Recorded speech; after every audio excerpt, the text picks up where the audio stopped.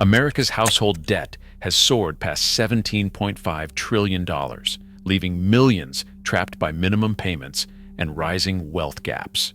But a century-old Japanese ledger system, born in 1904 and seen as a weapon against dishonor, quietly produced national savings rates above 20%, and financial institutions hope you never ask why. How did the Kakeibo method become the blueprint for eliminating debt faster than any Western formula? The answer challenges everything we think we know about money. Debt in America is no longer an emergency, it is a way of life. The numbers are staggering. United States households now shoulder more than $17.5 trillion in total debt. This figure is not just a headline, it is a daily reality for millions. Credit card balances alone have climbed past $6,300 for the average millennial, trapping a generation in a cycle of interest and minimum payments. Student loans add another $1.7 trillion to the burden, while auto loans and mortgages keep families locked into decades of repayment. The cost is generational. Millennials, often called the most educated generation, hold 9% less wealth than their parents did at the same age. For many, the dream of financial freedom has been replaced by the grind of debt maintenance. Minimum payments, once pitched as a safety net, have become a trapdoor. On a $30,000 credit card balance, sticking to minimums at standard rates means a lifetime of payments, 20, even 30 years before the debt disappears. Most never make it out. Credit card issuers profit quietly from this system. Interest rates on new accounts hover near 28%, and as balances rise, so do the profits. In 2024, about 15% of general-purpose cardholders made only the minimum payment each month. For private label store cards, that number reached 20%. The result is billions in interest collected year after year as families struggle to keep their heads above water. The cycle hits hardest at the bottom. Lower-income households and those with weaker credit scores are more likely to pay only the minimum, stretching their balances for decades. The average minimum payment on a general-purpose card sits at just over $100, but with soaring rates and rising balances, even that feels out of reach for many. Delinquencies are climbing and banks brace for losses, but the system keeps churning. For most Americans, debt is inherited, not chosen. It shapes where people live, what they eat, and the futures their children can imagine. The wealth gap grows wider each year, as those with resources build assets and those without fall further behind. The numbers are clear, but the consequences are lived in silence, one minimum payment at a time. In Japan, the idea of living with debt carries a different weight. Here, thrift isn't just a suggestion, it's a deep-rooted expectation, woven into daily life for over a century. In 1904, Motoko Hani, a pioneering journalist and social reformer, published a simple ledger in her magazine Fujin no Tomo. She called it Kakeibo, the household account book. At a time when most women were excluded from public life, Hani's ledger gave Japanese housewives a tool to manage every yen with intention. The method was straightforward. Write down your income, set a savings target, track every expense, and reflect at the end of each month. But beneath the surface, Kakeibo was more than a notebook. It was a quiet revolution, urging families to treat money as something precious, never wasted, always respected.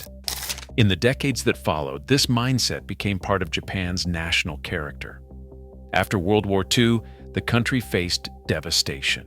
Cities were in ruins, jobs were scarce, and the future was uncertain. Yet, as Japan rebuilt, households turned to habits of careful saving. By the 1950s, the average Japanese family saved more than 20% of their income, while consumer debt in other countries soared. This wasn't enforced by law or policy. It was driven by something older, the cultural belief that debt is a kind of dishonor, a burden that stains not just the individual, but the family name. In Japanese society, failing to repay what you owe can carry a sense of shame that lingers for generations. Bankruptcy is not just a financial setback, it's a mark of personal failure. That psychology shaped daily choices. Parents taught children to avoid waste, to stretch every coin, and to keep a written record of spending. The word mottainai, meaning don't be wasteful, became a household mantra. Kakeibo rituals, from tallying receipts to reflecting on monthly habits, reinforce the idea that money is energy, and its careless use is a moral failing. This wasn't about deprivation. It was about building honor through self-control and finding pride in restraint. Motoko Hani's original ledger asked 4 questions. How much income do you have? How much do you want to save? How much did you spend? How can you improve next month? These prompts, unchanged for more than 100 years, turned budgeting into a monthly ceremony, a moment to pause, reflect, and realign. In Japan, the act of writing down expenses by hand isn't just about numbers. It's a daily reminder that every purchase is a choice, and every choice shapes not only your bank balance, but your reputation and peace of mind. This system, enforced not by banks or government, but by social expectation and personal pride, built a society where living within your means was the norm. The Kakeibo method didn't promise quick fixes or shortcuts. Instead, it created a culture where saving was an act of honor, and debt a shadow to be avoided at all costs. That legacy endures, offering a credible alternative to the debt-driven cycles seen elsewhere. The mechanics of Kakeibo, its categories, questions, and rituals, continue to guide Japanese households today, standing in stark contrast to the normalization of debt in other parts of the world. Every Kakeibo ledger begins with 4 questions, asked in the same order for more than a century. First, how much money do you have available this month? Second, how much do you want to save? Third, how much did you actually spend? And fourth, how can you improve for the next month? These aren't just prompts. They're the foundation of a ritual that forces honesty and intention, turning a blank notebook into a tool for transformation. The structure is simple, but deliberate. Each page is divided into 4 categories. The first is survival, essentials like rent, groceries, utilities, and medicine. These are the costs you cannot avoid. The second is optional spending, dining out, entertainment, new clothes, anything you could live without. The third is culture. Books, classes, hobbies, small investments in personal growth. The fourth is unexpected or extra, repairs, medical bills, gifts, the surprises that derail even the best plans. Every yen, dollar, or cent must find its place in one of these columns. There is no room for guesswork or rounding up. The act of writing by hand slows the process and makes each decision visible. But the most radical element comes before a single expense is recorded. The Save First rule is simple. Decide your savings goal before the month begins and treat it as non-negotiable. In traditional Kakeibo households, this means setting aside a portion, often 10 to 20% of income, before any bills are paid or purchases made. The ledger becomes a contract with yourself, not a loose intention. If the numbers do not add up, the categories force hard choices. Optional spending shrinks or disappears. Cultural expenses are trimmed. Only essentials and true emergencies stay untouched. This system is not about deprivation, it is about clarity. By separating wants from needs and giving every expense a name, the ledger exposes patterns that digital statements blur. The 4 questions asked at the beginning and end of each month create a cycle of reflection that builds discipline over time. In Japanese homes, this practice is treated almost like a ceremony, a quiet moment to check in with your values, not just your bank balance. The categories and questions work together, making it almost impossible to ignore where money leaks away. For households facing debt, this structure is the first step toward breaking the cycle. It is not magic, just a method that makes every decision count. Handwriting every expense day after day does something no digital tool can replicate. The pen slows the mind just enough to catch impulses before they take hold. Each time a purchase is recorded, the process creates a pause, a moment to ask, do I really need this? Within weeks, many Kakeibo users report that the urge to buy on impulse fades. The friction of writing, combined with the ritual of reflection, turns spending from automatic to intentional. This is where the Japanese concept of matanai comes alive. Matanai means more than just don't waste. It is a deep sense of regret over letting resources slip away. In Japanese homes, matanai is spoken aloud at the dinner table, in shops and during household chores. It is a gentle warning against carelessness, rooted in the belief that waste dishonors the effort and energy behind every yen. When applied to money, Motanai transforms the ledger into a kind of mirror. Each unnecessary purchase carries a quiet sting, a reminder that waste is not just a financial mistake, but a breach of personal honor. Monthly reflection ceremonies reinforce this mindset. At the end of each month, Kakeibo users gather their receipts, tally their categories, and review where money went. This is not a chore to rush through. It is a deliberate act, often done in silence, that invites honesty. The question is not just how much did I spend, but did I act with respect for my resources?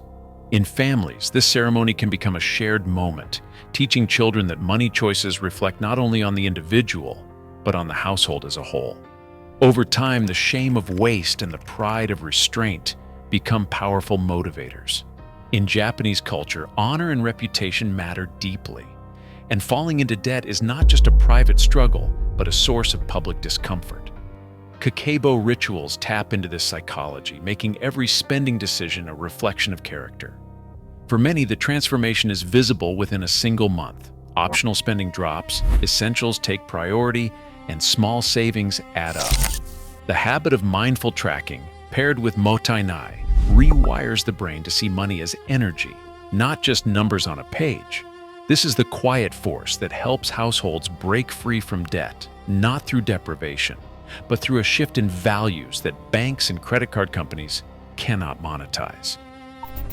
Credit card companies have spent decades perfecting a system that rewards slow repayment. The minimum payment, often 2% or 3% of the balance, looks like a lifeline, but it is designed to keep borrowers on the hook for as long as possible. At today's rates, a person making only the minimum on a typical balance will still be paying it off decades from now, with most of their money going straight to interest. For the banks, this is not an accident. Interest revenue from revolving balances forms the backbone of the entire credit card business. In 2024, with average annual percentage rates climbing near 28%, every month that a balance lingers means more profit. Industry data shows that about 15% of general-purpose cardholders and 20% of store card users now pay only the minimum each month. That is millions of households funneling billions of dollars to lenders, year after year, in exchange for the privilege of never getting ahead. Economist Brian Riley calls minimum payments a predictive metric, not just for consumer stress, but for bank profitability. The longer a balance stays, the more interest accrues. The formula is simple. Keep the minimum low enough to look affordable, but high enough to avoid default. This balance is so important that banks adjust it in response to economic shifts, always guarding the steady flow of interest income. In 2022 alone, issuers charged off $37 billion in unpaid balances. But that loss is dwarfed by the interest collected from those who keep up with minimum payments. The entire system relies on inertia. As balances grow and payments barely chip away at the principal, the profit engine keeps turning. For households trapped in this cycle, the idea of ever paying off debt feels out of reach. For the banks, it is a business model built on patience and predictability, one that quietly resists any method like Kakeibo that might accelerate the payoff. The incentives are clear. The longer you owe, the more they earn. Picture a millennial. Let us call her Maya. She is staring down a mountain of credit card debt totaling $30,000. She is not a big spender, just someone who fell behind after a layoff and a string of medical bills. The minimum payments barely scratch the surface. But Maya is done waiting for a miracle. She decides to try something radical, a 24-month payoff plan built on the bones of Kakeibo and powered by the most effective Western debt tactics. The first step is clarity. Maya opens a blank notebook and writes down every source of income, every bill, and every recurring cost. She sorts each expense into 4 categories: essentials, optional, culture, and unexpected, just as Kakeibo prescribes. Then she sets a non-negotiable goal, $1,300 a month toward debt, no matter what. It is ambitious but possible after cutting every optional expense and redirecting her old streaming, dining out and shopping budgets straight to her cards. Instead of picking just one method, Maya uses a hybrid strategy. She lists her debts from smallest to largest balance, and she also notes the highest interest rates. Each month, she targets the card with the highest interest rate first, while paying minimums on the rest. As soon as one balance disappears, she rolls that payment into the next, combining the snowball momentum with the avalanche efficiency. Every week, she logs her progress by hand. The act of writing makes each victory and setback real. When she is tempted to splurge, the ledger is waiting, a silent reminder of her promise to herself. By month 12, Maya has eliminated nearly half her debt. There are no windfalls, just discipline and honest reflection. She keeps the monthly Kakeibo ceremony, tallying categories, reviewing what worked, and adjusting the plan. By month 18, she is down to her last card. At 24 months, the final payment clears. No balance, no interest, just a notebook filled with proof that intention and action can break the cycle banks depend on. For Maya, the ledger is not just a tool, it is a blueprint for freedom, one that anyone with a pen and a plan can follow. Nearly 1 in 6 Americans makes only minimum debt payments, as financial anxiety quietly shapes daily life. Cultural habits, not just algorithms, define our financial destinies. While banks profit from inertia, the real power lies in how we choose to track, question, and confront our money. The future of debt is not written by institutions, it is written in our everyday choices. What would you change in your own ledger?